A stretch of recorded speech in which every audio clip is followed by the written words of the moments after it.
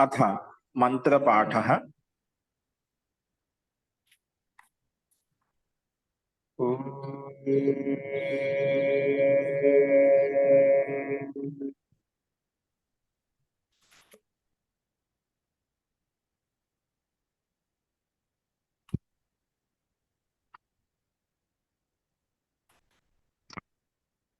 सहनाववतु सहनौ भुनक्तु सह वीर्यं करवावहै तेजस्विनावधीतमस्तु मा विद्विषावहै। ओम शांति शांति शांति।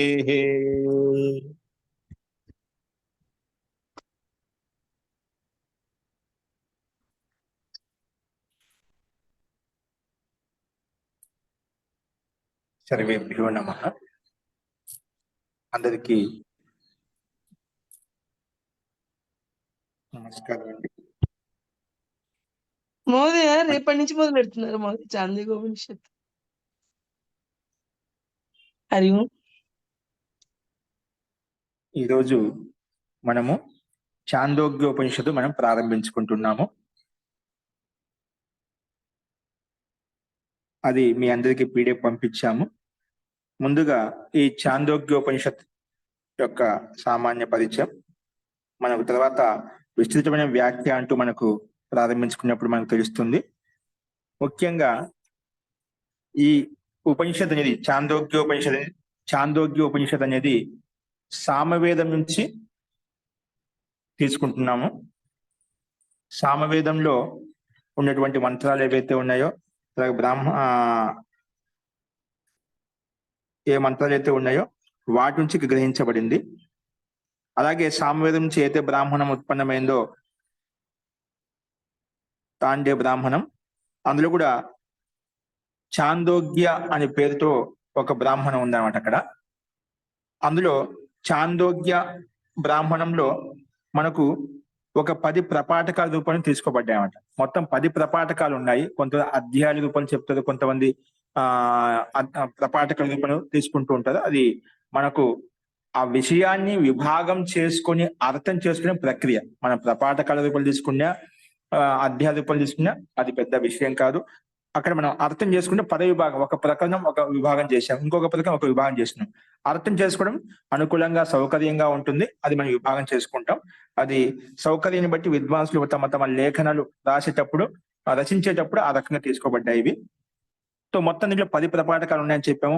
అందులో ప్రథమ ప్రపాఠకము, ద్వితీయ ప్రపాఠకం ఎట్లా ఉన్నాయంటే ఇవి చాందోగ్య మంత్ర బ్రాహ్మణం తీసుకోబడ్డాయి. ఏంటి, మంత్ర బ్రాహ్మణంలో చాందోగ్య పేరుతో ఒక మంత్ర బ్రాహ్మణం ఉందన్నమాట. అందులో 1వ అధ్యాయం 2వ అధ్యాయం లేదా 1వ ప్రపాఠకం 2వ ప్రపాఠకము ఈ 2 తీసుకోబడ్డాయి అన్నమాట, మొదటి 2 అధ్యాయాలు. అలాగే మిగిలినటువంటి 8 ప్రపాఠకాలు లేదా అధ్యాయాలు ఏవైతే ఉన్నాయో అవన్నీ చాందోగ్యోపనిషత్తు తీసుకోబడ్డాయి. అంటే అక్కడ బ్రాహ్మణం తీసుకున్నాము, మంత్ర బ్రాహ్మణం తీసుకున్నాము. ఇక చాందోగ్య అనే పేరుతోనే మనకి కొన్ని విశిష్టమైన మంత్రాలు ఉన్నాయి.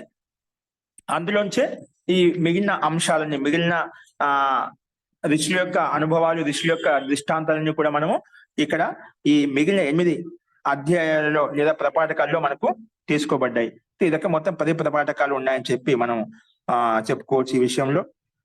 ఇంకోటి ఏంటంటే ఈ ఉపనిషత్తులో దృష్టాంతాలు ఎక్కువ ఇచ్చాను. అంటే ఋషుల యొక్క యథార్థమైనటువంటి అనుభవాలు, వాళ్ళ సమయంలో, వాళ్ళ కాలంలో వాళ్ళు బ్రహ్మ ప్రాప్తి కొరకు ఒక్కొక్కరికి ఒక్కొక్క వైశిష్ట్యత ఉండేయండి. దాంట్లో కులమత భేదాలు లేకుండా ఉండేటమాట. అంటే అప్పటికి ఈ చాందోగ్యోపనిషత్తు రచించడానికి ముందే జన్మన జాతి అంగీకరించేవాళ్ళు. ఎవరు ఏ జన్మలో ఎవరు ఏ కులంలో పుడితే ఆ కులానుగుణంగా ఆ వర్ణం వస్తుందని చెప్పి అప్పటికి పరిపాటి ప్రారంభమై ఉన్నది అనమాట. అంటే అంతకంటే ముందు లేదు. అప్పుడు గురుకులంలో చదువుకున్న తర్వాత విద్యార్థినులు వాళ్ళ కర్మలను బట్టి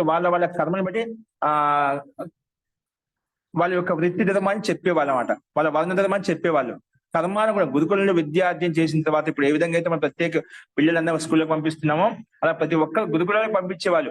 5 ఏళ్ల తర్వాత 8 ఏళ్ల తర్వాత ఎక్కడ కూడా గ్రామాల్లో పట్టణాల్లో ఎక్కడ కూడా ఒక పిల్లవాడు గాని ఒక అమ్మాయి గాని అబ్బాయి గాని ఉండేవాడు గాని ఒక నియమం అంట రాజ్య వ్యవస్థ అలా ఉండేవాడు. అప్పుడు రాజులే మొత్తము ఆ గురుకులాలకు తగిన ఏర్పాట్లు ప్రత్యేక ఏ రాజ్యానికి రాజా ఉన్నాడో ఆ రాజ్యంలో ఉండే పిల్లలందరూ కూడా తగిన వ్యవస్థ ఏర్పాట్లు చేసేవాళ్ళంట. గురుకులాలకు ఆ రకంగా సహయోగం ఉండేవంట. అక్కడ ఉండేటువంటి గురువులకు అధ్యాపకులకు ఆచార్యులకు వాళ్ళంతా వ్యవస్థ చేసేవాళ్ళనమాట అన్ని రకాలుగా. అంటే ఇళ్లలో ఎవరు కూడా ఉండేవాళ్ళు కాదు, ప్రతి ఒక్కరు కూడా ఆ గురుకుల అధ్యయనం చేసేవాళ్ళు. ఇటువంటి రోచకమైన దృష్టాంతం ఇప్పుడు మనకి ఈ ఉపనిషత్తులు ఎక్కువగా వస్తాయి. ఇది ఇప్పుడు చెప్పుకున్నటువంటి ఉపనిషత్తుల కంటే చాలా విశాలమైంది అనమాట. ఇంతవరకు మనం ఉపనిషత్తులు చెప్పుకున్నాము, 9 చెప్పుకున్నాము. అందులో ఇది ఎక్కువగా విస్తృతమైనటువంటి వ్యాఖ్య దృష్టాంతాలు ఇక్కడ చెప్పబడ్డాయన్నమాట. అందులో ఒక శూద్రక ఋషి అంటే బ్రహ్మవేత్త, అతను శూద్రుడు అనేప్పటికీ బ్రహ్మవేత్త. ఇక్కడ ఒక రాజా ఆ బ్రహ్మవేత్త కాబట్టి నేర్చుకోవడానికి వచ్చి ఆ శుద్ధుని కూడా ఒక స్తుతి అర్థం. శుద్ధుడు అంటే ఏమిటి? మనకి ఏం తెలియని వాడు, మూర్ఖుడు, లేదంటే ఆ అంధకాలంలో అవిద్యలు యుక్తమే ఉన్నవాడు అనే ఆ అర్థం తీసుకుంటాం. అంటే శుద్ధుడు అంటే ఒక తక్కువ అనే భావంతో మనం చూస్తాం. కానీ ఇక్కడ ఈ ఉపనిషత్ శుద్ర శబ్దము ప్రశంస అర్థంలో కూడా సంబోధించబడింది. ఏంటి? శుద్ర శబ్దము ప్రశంస వాచకంలో తీసుకోబడింది ఆ సందర్భాన్ని బట్టి. ఇక్కడ అంటే వానిలో ఉండేటువంటి బ్రహ్మజ్ఞానాన్ని బట్టి ప్రశంసాత్మకు చెప్పబడింది అనమాట. అలాగా చాలా ఇంకా దృష్టాంతాలు దీంట్లో ఉన్నాయి. మనకు సయుగ్వారైక్య అంటే ఒక రథాన్ని తోలేటువంటి వ్యక్తి, అతను కూడా మంచి బ్రహ్మవేత్త అనమాట. అటువంటి వ్యక్తి దగ్గరికి వచ్చేసి ఋషి మహర్షులు కూడా ఆ బ్రహ్మ తత్వాన్ని తెలుసుకునేవాళ్ళు. ఇటువంటి కథలు మనకు ఎక్కువగా ఈ ఉపనిషత్తులో కనిపిస్తాయి. కాబట్టి మొత్తం ఇక్కడ శుద్ధ శబ్దం అనేది ప్రశంసా వాచకంలో కూడా చెప్పబడింది అనేది ఒక బిందు మనకి ఇక్కడ గుర్తుపెట్టుకోవచ్చు. అలాగే చెప్పాను కదా, ఈ ఉపనిషత్తుని రచించడానికి ముందు నుంచే వర్ణ వ్యవస్థ యొక్క స్థితి ఎలా ఉండేదంటే అది జన్మతో ఒప్పుకునేవారు, జన్మతో అంగీకరించేవారు. కానీ ఇక్కడ ఈ ఉపనిషత్తులు మనకు స్పష్టంగా చెప్పబడింది జన్మతో జాతి వర్ణించే చెప్పేవారు కాదు, వాళ్ళు గుణ కర్మల ద్వారా వాళ్ళు చేసే వృత్తి ధర్మాల ద్వారా మనకు వాళ్ళ వర్ణాన్ని నిర్ధారించేవారు అనేది ఒక దృష్టాంతం ద్వారా మనకు ఇక్కడ కూడా తెలుస్తుంది అన్నమాట. కాబట్టి మనము వాళ్ళు బ్రాహ్మణ గుణాలు ఉన్నాయా, క్షత్రియ గుణాలు ఉన్నాయా, వైశ్య గుణాలు ఉన్నాయా, శూద్ర గుణాలు ఉన్నాయి, వాళ్ళ గుణ కర్మల యొక్క యోగ్యతను బట్టి ధర్మశాస్త్రానుసారంగా ఆచార్యులు ఆ వర్ణాన్ని నిర్ధారించే వాళ్ళు. అక్కడ ఉండేటువంటి ఆచార్యులు ఎవరైతే ఉన్నారో వాళ్ళు, ఎందుకంటే అక్కడ ఆ గురుకుల వాసం చేసినప్పుడు గురుకులం అంటే గురోహ కులం, గురుకులం అంటే గురువుల యొక్క కులమును అంటే ఆవాసాన్ని గురుకులం అంటాం. అంటే గురువుల యొక్క సాన్నిధ్యంలో ఉంటూ అక్కడ విద్యాభ్యాసం పూర్తిగా సంపన్నం అయ్యేంత వరకు, అంటే 25 ఏళ్ల వయసు వచ్చేంత వరకు గురు యొక్క సాన్నిధ్యంలో ఉండి వాళ్ళ గుణకర్మ స్వభావకరంగా వారి వర్ణ వ్యవస్థను ఆచార్య ద్వారా ధర్మశాస్త్రానుసారంగా ఆ వర్ణాన్ని గుర్తించిన తర్వాత అదే విధంగా వృత్తి ధర్మాల్లో వాళ్ళు వెళ్ళే వాళ్ళు అన్నమాట. తదనుగుణంగానే అదే గుణకర్మ స్వభావాలతో ఉండే వాళ్ళతో వివాహం ఆడించి వాళ్ళకు ఆ రకంగా ముందు తీసుకెళ్లేవాళ్ళు. అంటే ఒక వ్యవస్థితమైనటువంటి రాజ్య వ్యవస్థ, వ్యవస్థితమైనటువంటి వర్ణ వ్యవస్థ, కుల వ్యవస్థ ఉండేదన్నమాట. తర్వాత కాలంలో మనం జాతి పరంగా తీసుకున్నాం, అది చాలా ప్రభావం చేత. సో ధర్మశాస్త్రానుసారంగా గుణకర్మ యోగ్యతను బట్టి మనం ఆచార్య నిర్ధారించేవాడు వాళ్ళ యొక్క వర్ణ వ్యవస్థ ఏంటనేది. ఇంకా ఇందులో మనకు లోక పరలోకాల యొక్క సంబంధ విషయం కూడా ప్రస్తావించబడింది. అలాగే ముఖ్యంగా వ్యక్తి యొక్క కర్మలు ఏంటి, వ్యక్తి ఎటువంటి కర్మలు చేయాలి అనే విషయాల గురించి ప్రస్తావించబడింది. అంటే వేదాలు చదవడము, యజ్ఞ యాగాలు చేయడము, దాన ధర్మాలు చేయడము, ఇలాగా బ్రాహ్మణ్ యొక్క ముఖ్య కర్తవ్య కర్మలుగా ఉండే. అంటే బ్రాహ్మణుడు ఎటువంటి కర్మలు చేయాలి, క్షత్రుడు ఎటువంటి కర్మలు చేయాలి, వైశ్యుడు ఎటువంటి కర్మలు చేయాలి, సూర్యుడు ఎటువంటి కర్మలు చేస్తాడు, ఇటువంటి ధర్మాల గురించి కూడా మనకు స్పష్టంగా సందర్భానుగుణంగా చెప్పబడింది అనమాట. కానీ దాన్ని బట్టి వాళ్ళు అందుకే ప్రత్యేక ద్విజత్వాన్ని పొందవచ్చు. వాళ్ళ ద్విజత్వంలో జన్మ తర్వాత ఆచార్య కులంలో ఉంటూ వారు ఏ వృత్తి ధర్మాన్ని ఆచరిస్తే వారి స్వభావానుగుణంగా ఆ రకంగా వాళ్ళ వర్ణ వ్యవస్థను నిర్ధారించేవారు అనమాట. ఇందులో అదే విధంగా ఈ ఉపనిషత్తుల ప్రారంభంలో ఎక్కువగా మనకు ఒకటి పంచాగ్ని విద్యా ప్రకరణం వస్తుందన్నమాట. అలాగే ఒక ఈ లోకాన్ని వదిలేసి పరలోకాన్ని వెళ్ళిన తర్వాత ఎటువంటి గతి ప్రాప్తి అవుతుంది, ఎటువంటి మనకు జన్మ కలుగుతుంది అటువంటి విషయంలో. అలాగే ఇంకా ప్రారంభంలో 5, 7 అనే ఒక సంఖ్య, అంటే ఉపాసన చేయడానికి ఒక పద్ధతులు ఉన్నాయన్నమాట. ఉపాసన చేయడానికి కొన్ని భిన్న భిన్న పద్ధతులు ఉన్నాయన్నమాట. ఆ పద్ధతుల ప్రకారం కూడా సామ ఉపాసన అంటాం, సామగానంతో ఉపాసన చేయడం అన్నమాట. అలాంటి ఉపాసన యొక్క విషయంలో ఇక్కడ విషయాన్ని ప్రస్తావించబడింది, విషయం తీసుకోబడింది అన్నమాట. కానీ ఆ విషయం అనేది ఎందుకంటే సంఖ్యాపరంగా ధ్యానం చేస్తున్న, సంఖ్యాపరంగా ఉపాసన చేయడం అనేది కొందరికి, చాలా మందికి కొన్ని కష్టప్రదంగా ఉంటుందన్నమాట. అంటే అంత త్వరగా అవగాహన రాదు. అంటే ఎంతో అనుభవం ఉన్న వాళ్ళకు బాగా అర్థం అవుతుంది, కొంచెము కఠినంగా అనిపిస్తుందట. ఏదో సామాన్యంగా దుఃఖ సుఖ ఉన్నట్టుగా, అంటే ఏదో అంత రసరహితంగా ఉన్నట్టుగా అనిపిస్తున్నాడు. కానీ దాని తత్వాత్మకమైనటువంటి అనుభవమే. ప్రత్యేక వ్యక్తి యొక్క అనుభవం సాధన చేసేటప్పుడు భిన్న భిన్నంగా ఉంటుందండి. ఎందుకంటే మనల్ని జన్మాంతర సంస్కారం ఒక్కొక్కరు ఒక రకమైన విధి విధానం ఉంటుందన్నమాట. అందరి లక్ష్యం ఒకటే, కానీ చేసే పద్ధతి ప్రకారం భిన్న భిన్నంగా ఉంటాయి. ఆ పద్ధతిలో ఇక్కడ ఒక పద్ధతి అనేది సంఖ్యాత్మకంగా చెప్పేవాళ్ళు, చేసేవాళ్ళు అనమాట. అది కొంచెం ప్రారంభం కష్టంగా ఉండొచ్చు, తర్వాత మీకు ఆ విషయం అనేది అర్థమవుతుంది. అటువంటి విషయాలకు ప్రారంభం తీసుకోబడింది. అలాగే తర్వాత ఈ సమస్త సామ్రాజ్యం అంతా, ఈ సమస్త బ్రహ్మాండం అంతా, సమస్త బ్రహ్మాండంలో ఉండే పదార్థాలు ఏవైతే ఉన్నాయో అవన్నీ కూడా, సూర్య చంద్రుడు కావచ్చు, ఏవైనా కావచ్చు, సంసారిక పదార్థాలు ఏవైతే ఉన్నాయో అవన్నీ కూడా సామన్ అంటే ఆ పరమాత్మను ఉపాసిస్తున్నాయి, పరమాత్మ యొక్క సాన్నిధ్యంలో, పరమాత్మ యొక్క ఆజ్ఞానుసారంగా ఇవన్నీ విస్తరిస్తున్నాయి అనే విషయం కూడా సందర్భాన్ని బట్టి చెప్పబడుతుంది. అని ఇన్ని విషయాలను మనం చెప్పుకున్నాం శ్వేతాశ్వేత ఉపనిషత్తులో. అయినప్పటికీ ఇక్కడ ఒక దృష్టాంతం మాత్రం చెప్పబడుతుంది, అది కూడా ఏదో మనం చూస్తాము. అలాగే ఇక్కడ చెప్పాను కదా, ఎక్కువగా ఆఖ్యాయిక దృష్టాంతాలు ఎక్కువగా ఉన్నాయన్నమాట. ఏంటివి? ప్రజాపతి యొక్క దృష్టాంతము, ఇంద్రుని యొక్క దృష్టాంతము, విరోచని యొక్క దృష్టాంతము, అలాగే సనత్ కుమార్, ఇవన్నీ కథలు మనం ఎక్కువగా విన్నాం అన్నమాట. సనత్ కుమార్ కథ అయినా, విరోచనుడి కథ అయినా, ప్రజాపతి, వీళ్ళంతా కథలు ఉన్నాయన్నమాట. అలాగే నారద కథ, ఇవన్నీ చాలా శిక్షాప్రదమైనటువంటి, ఇది కేవలం మనకే కాదు, మన పిల్లలకైనా పెద్దలకైనా అందరికీ ఉపయోగపడేటువంటి శిక్షాప్రదమైనటువంటి కథలు. ఎక్కువగా చాలా మంది ఏమైనా దృష్టాంతాలు ఉపనిషత్తు చెప్తారంటే అయినా మనకి ఈ చాందోగ్య ఉపనిషత్తులో ఉన్నటువంటి శిక్షాప్రదమైనటువంటి కథల ద్వారా చెప్తూ ఉంటాం. కేవలం వీళ్ళే కాదు, ఎక్కడైనా స్కూళ్ళైనా అక్కడ శిక్షాప్రదమైన కథలు ఏవైనా ఉన్నాయంటే ఈ ఉపనిషత్తులను ఆధారం చేసుకుని దాన్ని మార్చుకుంటూ, దీన్ని ఆధారం చేసుకుని రకరకాలుగా శిక్షాప్రదమైనటువంటి కథలు మనకు బయట కనిపిస్తూ ఉంటాయండి. ఎక్కడైనా చెప్పుకునే అది ఎక్కడైనా కావచ్చు, అవన్నీ కూడా ఇక్కడి నుంచి తీసుకోబడ్డాయి అన్నమాట. కాబట్టి ఇక్కడ ఇలాగా దృష్టాంతం, శిక్షాప్రదమైన దృష్టాంతాలు ఎక్కువగా ఇవ్వబడ్డాయి. కాబట్టి ఎవరి వీటిని ధ్యానపూర్వకంగా మనం అర్థం చేసుకుంటామో, ధ్యానపూర్వకంగా చదువుకుంటామో అటువంటి వ్యక్తులకు చెప్తుంది కదా, వ్యక్తికి మార్పు రావడానికి ఒక అక్షరం చాలండి, ఒక శబ్దం చాలు, ఒక వాక్యం చాలు. అంటే వ్యక్తి యొక్క జీవనమే మారిపోతుంది. కాబట్టి మనం ధ్యానపూర్వకంగా తెలుసుకొని జిజ్ఞాసా భావంతో, ఎందుకంటే ఇవన్నీ గ్రంథాలు ఋషులు మహర్షులు వాళ్ళ అనుభవంగా రాసిన గ్రంథాలు అన్నమాట. ఇవేదో వేదాల నుంచి వాళ్ళు అధ్యయనం చేసిన తర్వాత, అనుభూతిని పొందిన తర్వాత వాళ్ళ సారగర్భంతో వాళ్ళ పూర్తి వాళ్ళ జ్ఞానాన్ని, అనుభవాన్ని ధారపోసి మనకు ఏ రకంగా అయితే అర్థం చేసుకోగలుగుతాం అనే భాషలో వాళ్ళు చెప్పడానికి ప్రయత్నం చేయబడింది. కాబట్టి మనం ధ్యానపూర్వకంగా, శ్రద్ధ భక్తిపూర్వకంగా మనం ప్రయత్నం చేస్తుంటే, అర్థం చేసుకోవడానికి ప్రయత్నం చేసినప్పుడు ఆ శ్రద్ధ కారణంగా మనం వాళ్ళు చెప్పేటువంటి అభిప్రాయాన్ని, అవగాహన మనం ఏదో ఒక వాక్యం ద్వారా, ఏదో ఒక శబ్దం ద్వారా, ఏదో ఒక అక్షరం ద్వారా మనకు అది లోపలికి ప్రవేశిస్తుంది. ఒక్కసారి అక్షర బ్రహ్మ స్వరూపాన్ని తెలుసుకున్నామా, మనం పరబ్రహ్మను తెలుసుకోవచ్చు, పరబ్రహ్మను అర్థం చేసుకోవచ్చు. కాబట్టి ఇక్కడ అందుకే స్పష్టంగా చెప్పండి, ఈ ఆఖ్యాయికను, శిక్షాప్రదమైనటువంటి కథలను ఎవరు ధ్యానపూర్వకం చదువుతుందో వారికి అత్యంత ఉన్నతి యోగ్యతను పొందవచ్చు అని చెప్పి ఇక్కడ మనకు ఒక సంకేతం అనేది చెప్పబడింది అన్నమాట. కాబట్టి ఆ రకంగా చూసుకోవాలి. ఇంకా ఇందులో ఏ విషయాలు చెప్పబడ్డాయి, ముందుకు కొన్ని సంకేతించబడింది. చెప్పాం ప్రారంభంలో ఈ సామవేదంలో మంత్రాలు తీసుకోబడ్డాయి అనుకున్నాం ముఖ్య విషయం. తర్వాత ఏమేమి ఉన్నాయని ఇక్కడ చూస్తున్నాం అన్నమాట. అలాగే అసురోపనిషత్ అంటే అసురులకు, దేవతలకు ఒక విశిష్టమైనటువంటి కథ మనం చెప్పుకుంటూ ఉంటాం అన్నమాట. వాళ్ళని పరీక్షించడానికి రకరకాలుగా వాళ్ళకు ప్రయోగాత్మకంగా వాళ్ళకు ప్రజాపతి అయిన బ్రహ్మ వాళ్ళని పిలిపించి ప్రయోగాలు చేయిస్తుందన్నమాట. దాంట్లో ఆకృత రోచకంగా ఉంటుంది, అది కూడా అక్కడ చెప్పుకుందాం మనం.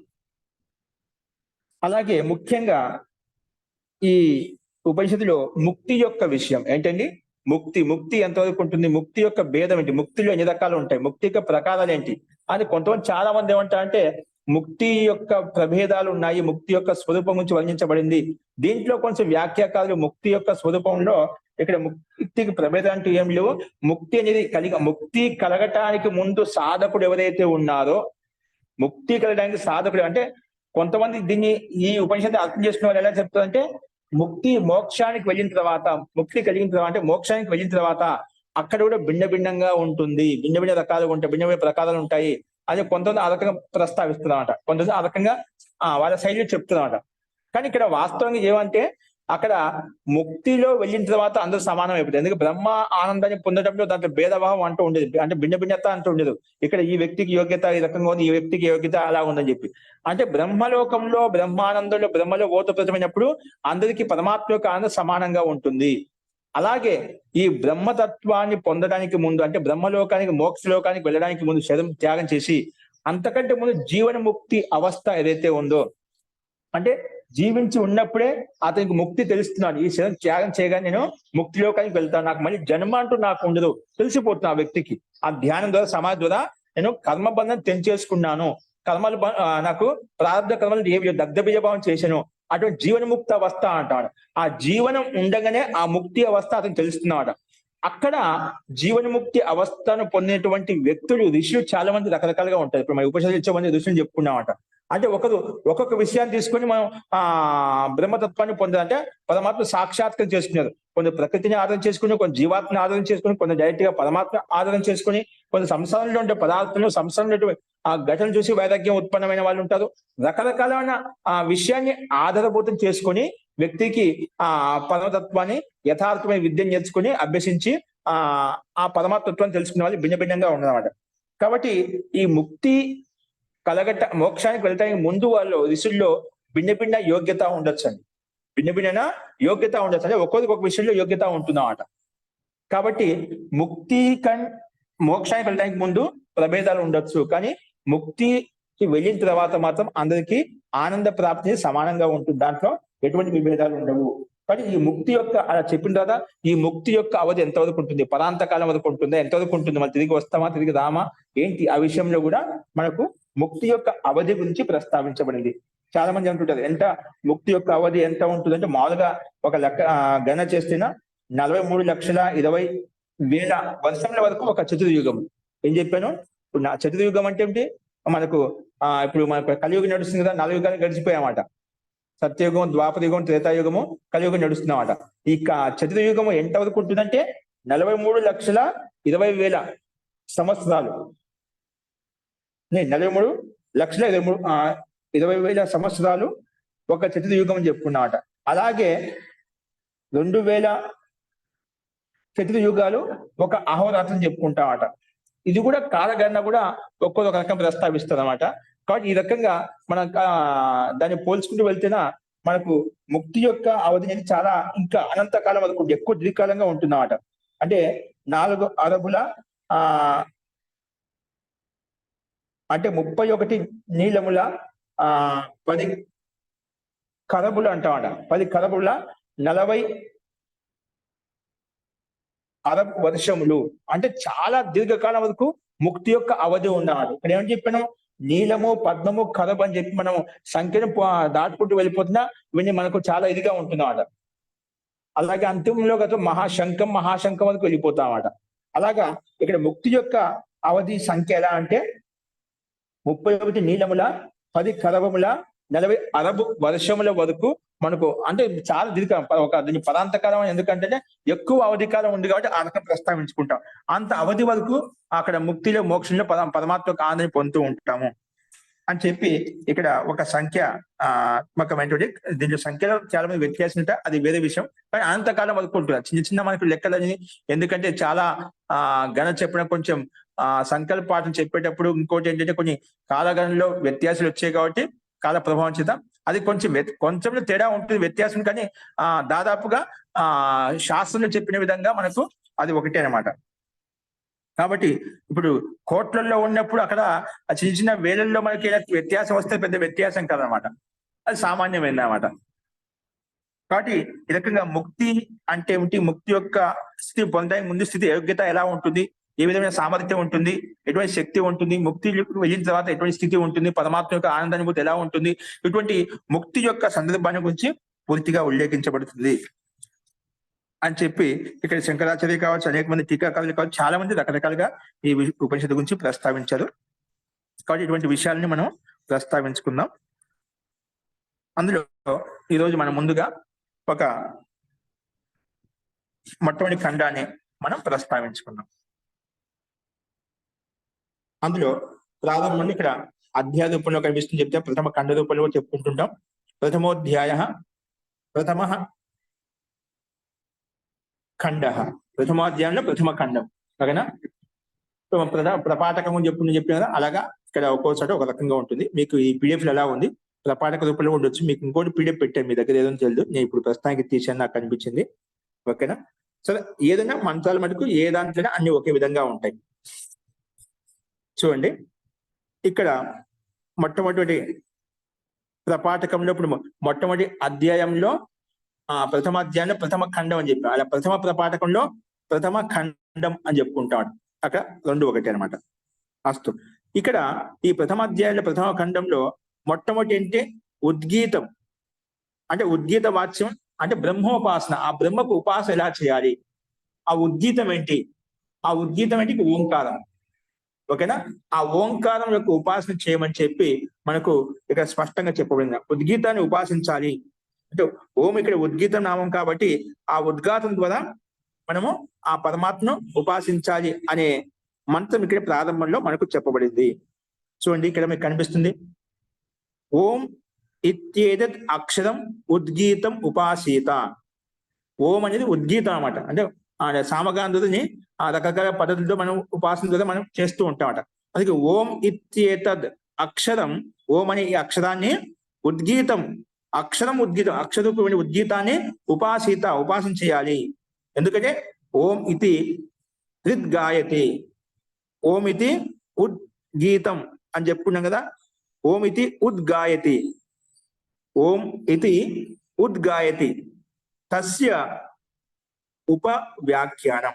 ఆ ఓంకారం యొక్క వ్యాఖ్యానం మనకి ప్రస్తావించుకుంటాం, అంటే విశేషంగా చెప్పుకుంటా ఉంటాం.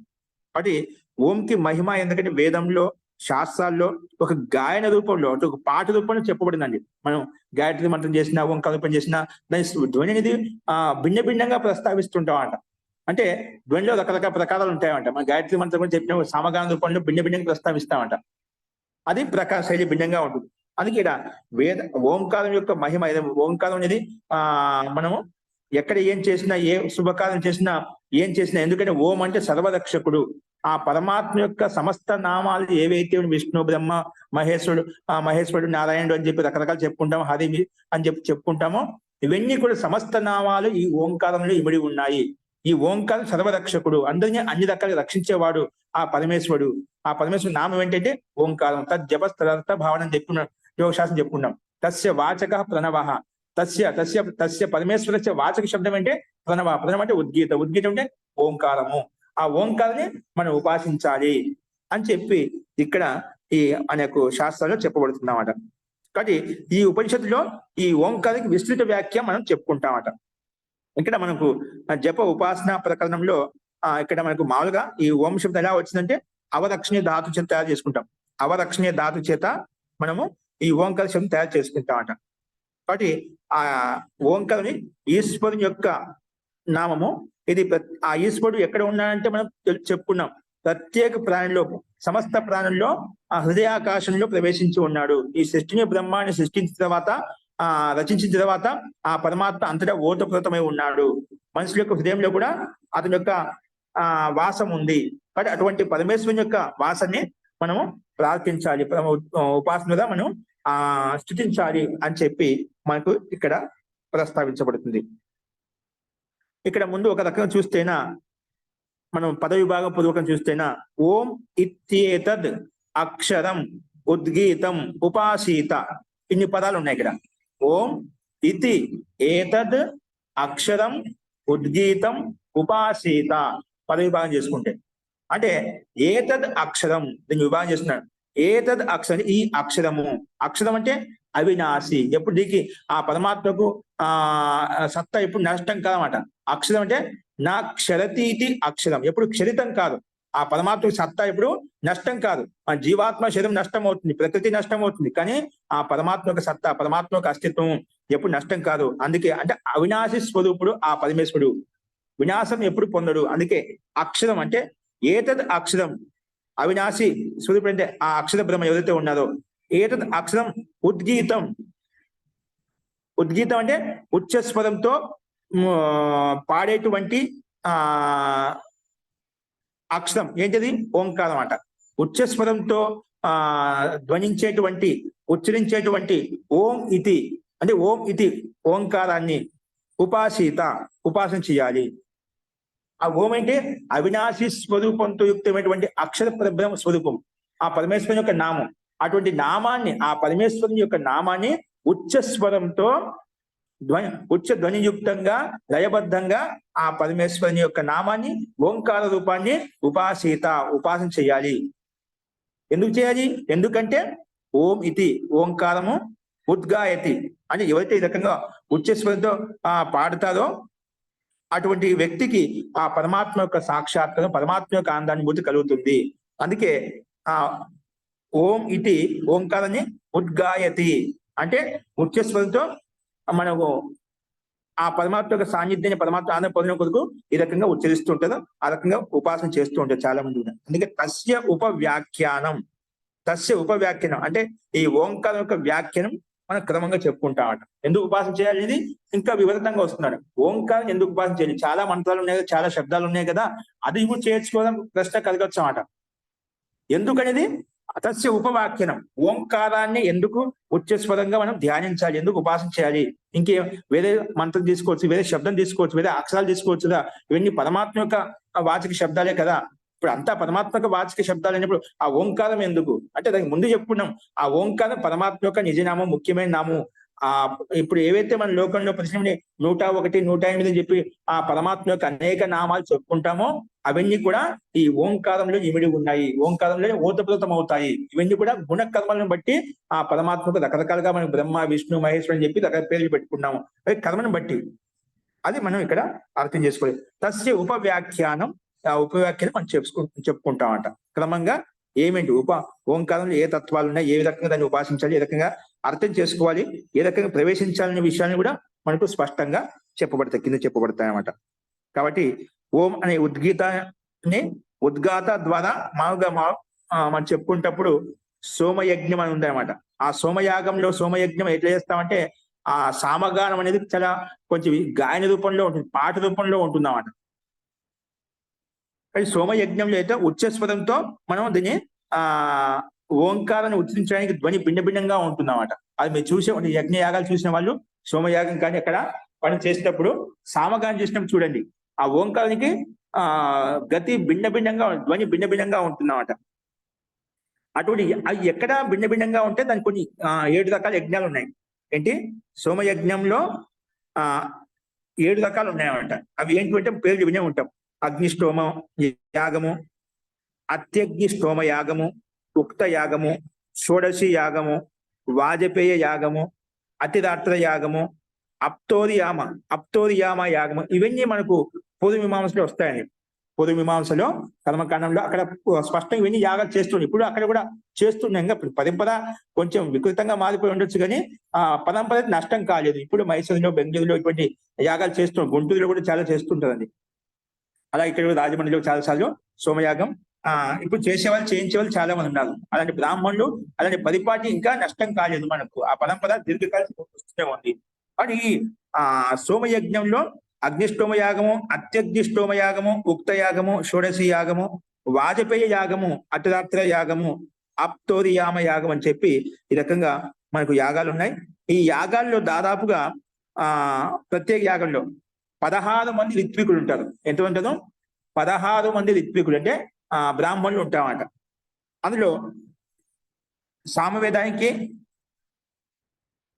అంటే అందులో 16 మంది చెప్తారా అంటే ఒక్కొక్క వేదానికి 4 ఉంటామట. సామవేదానికి 4, ఋగ్వేదానికి 4, యజుర్వేదానికి 4, అలాగే అథర్వ వేదానికి నలుగురు బ్రాహ్మణులు అన్నమాట. అంటే ప్రత్యేక వేదానికి నలుగురు ఋత్వికులు అంటే బ్రాహ్మణులు అక్కడ వాళ్ళు కూర్చొని ఈ సామగానము కొంచెం యజుర్వేదంతో, కొంచెం ఋగ్వేదంతో, కొంచెం చోట్ల అథర్వవేదం యొక్క మంత్రాలతోటి దాన్ని కర్మకాండానుగుణంగా ఆ మంత్రాలు ఉచ్చరిస్తుంటారు. కర్మపాఠి ప్రకారంగా 4 వేదం యొక్క మంత్రాలు అక్కడ ఉచ్చరించబడతాయి. అక్కడ అటువంటి 4 వేదాల యొక్క బ్రాహ్మణులు కూడా అక్కడ ఉండి ఆ సామగానం స్వస్తి పాటు చెప్తూ ఉంటుంది అన్నమాట. కాబట్టి అందులో సామవేదంలో ముఖ్యంగా ఉద్గాత, ఇప్పుడు హోత ఋగ్వేదం యొక్క బ్రాహ్మడు, అలాగే అధ్వర్యు యజుర్వేదం యొక్క బ్రాహ్మణుడు అనమాట. అలాగే హోత అనేవాడు సామవేదం యొక్క బ్రాహ్మణుడు. అలాగే బ్రహ్మ అథర్వవేదం యొక్క బ్రాహ్మణుడు. బ్రహ్మకి అన్ని వేదాలు బాగా తెలిసి ఉండాలన్నమాట. అంటే హోత, అధ్వర్యుడు, ఉద్గాత, బ్రహ్మ ఈ నలుగురు ఖచ్చితంగా ఉంటారన్నమాట. ప్రత్యేక యాగాల్లో ఋగ్వేదము, యజుర్వేదము, సామానికి సంబంధించిన బ్రాహ్మణులు ఈ నలుగురు ఉండి అక్కడ ఆ యజ్ఞాన్ని సంపన్న చేస్తూ ఉంటారు. కాబట్టి ముఖ్యంగా ఇక్కడ మనం ఉద్గాతం అనే ఓంకారేశ్వరి ఉద్గీతాన్ని ఏదైతే మనం సామ ద్వారా ఉద్గాయం చేస్తున్నాం కాబట్టి ఇక్కడ సామవేదం యొక్క బ్రాహ్మణుడు ఉద్గీతంను ఓంకార రూపంలో ఆరంభించినప్పుడు స్థితి ఎలా ఉంటుంది అనే విషయాలు మనం ప్రస్తావించుకుంటామట. కాబట్టి ఇక్కడ మనం ఓం ఇత్యేతద్ అక్షరం ఉద్గీతం ఉపాసీత, ఓం అనే ఈ అక్షర బ్రహ్మను మనము ఉద్గీత రూపంలో ఉపాసించాలి. ఓం ఇది హి ఉద్గాయతి, ఎందుకంటే దాన్నే ఉద్గాన రూపంలో మనం పాట రూపంలో మనం దాన్ని ఉపాసిస్తుంటాం, చేయటానికి పద్ధతి ప్రతిభిన్నంగా చేస్తూ ఉంటాము. తస్య ఉపవ్యాఖ్యానం, దాని యొక్క వ్యాఖ్యానం మనం క్రమంగా చెప్పబడుతుంది. ఏ రకంగా ఏ విధంగానే దాన్ని విస్తృతంగా మనం వివరించుకుంటామట. అస్తు, ఈ రకంగా మనం మొదటి మంత్రం ప్రారంభించుకున్నాం. క్రమంగా అది ఏంటో ఏ విధంగా మనం రేపు చూద్దామండి. అస్తు, ఇప్పుడు చెప్పిన విషయంలో మీకు ఎవరికైనా సందేహం ఉంటే చెప్పండి. ఇందులో సందేహం లేదు మహోదయ, సమ్యక్ అవగతం భవతి మహోదయ. సందేహం ప్రణామని. జీ ముని గారు చెప్పండి. ఈ చాందోగ్యోపనిషత్తును రచించిన వారు ఎవరు? గ్రంథకర్త ఎవరు? చాందోగ్య ఉపనిషత్తు ఇప్పుడు మనం చదువుకోబోయేటువంటి ఉపనిషత్తును రచయిత ఎవరు? అది మీరు వ్యాఖ్యానంలో రాలేదు. అది మనకు కొన్ని చోట్ల నిశ్చయాత్మక చెప్పలేదు. దాని నిశ్చయాత్మక అంటే ఊరికే సామవేదం తీసుకున్నా చెప్తాం, కానీ రచించిన కర్తల గురించి మనం భిన్నంగా ఋషి యొక్క విశేషం ఘటనలు బట్టి వస్తుంది. ఎందుకంటే ఒకరు కాదు, అనేక ఘటనలు ఇక్కడ ఉన్నాయన్నమాట. అనేక ఋషుల యొక్క విషయాలు ఉన్నాయన్నమాట. మనం చెప్పుకున్న చాలా విషయాలు ఇప్పుడు వస్తాయని చెప్పి, కాబట్టి అవి మనము ఈ ఋషి అని చెప్పి మనం చెప్పడం కష్టం. ఇక్కడ ఆ ఘటన ఉల్లేఖం లేదు. కొంతమంది ఉల్లేఖిస్తారు, అదంతా మనం రేపు చెప్పుకున్నాను. ఒకవేళ నేను చూస్తాను ఇంకా ఎక్కడైనా ఉంటేనా దాన్ని ఆ రకంగా చూసి చెప్తాను. ఓకేనా? ధన్యవాद మహోదయ. మహోదయ అక్కడ అన్య విషయ మహోదయ, మేరే త్రివిధ, అది భౌతిక, అది దైవిక, తదా ఆధ్యాత్మిక తపోకి శాంతి హో. అది భౌతిక ఇత్యుక్తే అది ఇత్యుక్తే బాధ ఇది అర్థం కిల మహోదయ? అది భౌతిక ఇత్యుక్తే భౌతిక బాధ ఇది అర్థం వా మహోదయ? అంటే ఆటంకం, బాధ, దుఃఖం తీసుకోవచ్చు. భౌతిక అది దైవిక ఇత్యుక్తే దైవిక బాధ వా మహోదయ తత్ర? అదే ఇప్పుడు ఆటంకం అని చెప్పిందా, మనకు దైవిక దుఃఖాలు, ఆధ్యాత్మిక దుఃఖాలు ఏవైతే ఉన్నాయో అవన్నీ సంపూర్ణ పదం, ఒక పద విభాగం చేసి చెప్పబోతుంది. సంపూర్ణ పదానికి అర్థం తీసుకుంటాం. దైవిక, ఆధ్యాత్మికము, ఆది దైవికము, ఆది భౌతికం చెప్పి ఈ దుఃఖాలు ఏవైతే ఉన్నాయో అవి అటువంటి ఆటంకం కలిగించకూడదు. దుఃఖార్థం తీసుకుంటాం సంపూర్ణ, కానీ పదసారి తీసుకోకుండా సంపూర్ణ పదం యొక్క అర్థం తీసుకో. దైవిక దుఃఖం, ఓకేనా? ఆధ్యాత్మిక దుఃఖం. దైవం ఇత్యుక్తే కరుణా స్వరూపమేవ కిల మహోదయ, కదా బాధ భవతి దైవికేన? బాధ అంటే మనం ఒకసారి ఉల్లేఖించుకున్నాం దాన్ని. భౌతిక దుఃఖాలు, భూతాలతో వచ్చే దుఃఖాలు భౌతిక దుఃఖాలు అంటాము. ఇప్పుడు సునామీ, అతివృష్టి, అనావృష్టి, కరోనా ఇవన్నీ మనకి దానికి లక్షణాలే మనకి యథార్థం ఒక వ్యక్తి ద్వారా రాలేదు కదా. ఇవన్నీ దైవికంగా వచ్చింది. పెద్ద పెద్ద సునామీలు వస్తూ ఉంటాయి, లక్షలు వేల మంది చనిపోతూ ఉంటారు. ఇవన్నీ దైవిక దుఃఖాలు. ఆధ్యాత్మిక అజ్ఞానం వల్ల, అపరాధం వల్ల వచ్చే దుఃఖాలు అవన్నీ ఎలా వస్తున్నాయి? మనలో ఉండే అజ్ఞానం వల్ల, ఆ భూతాల్లో ఉండేటువంటి భౌతిక పదార్థాల వలన, అవి ప్రకృతిలో ఉండేటువంటి ఆ భూతాల వలన మనకు దుఃఖాలు కలుగుతున్నాయి. అంటే మనతో కానిది, భూతులతో కానిది, దైవికంగా కలిగే దుఃఖాలు ఏవైతే ఉన్నాయో ఇవన్నీ ఆధ్యాత్మిక దుఃఖము, ఆది భౌతిక దుఃఖం, దుఃఖ రూపంలో వస్తాయి. ఇవన్నీ తాపాలు, దుఃఖాలు, అవన్నీ శాంతించాలి. धन्योऽस्मि बहु बहु बहु सम्यक् उक्तवान् महोदय, धन्योऽस्मि।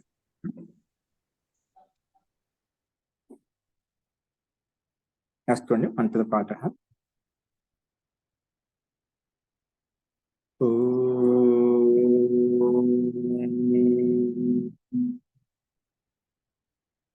सर्वे भवन्तु सुखिनः, सर्वे सन्तु निरामयाः, सर्वे भद्राणि पश्यन्तु, मा कश्चित् दुःखभाग् भवेत्। ॐ शान्ति शान्ति शान्तिः। सर्वेभ्यो नमः। అందరికీ నమస్కారం అండి। నమస్కారం.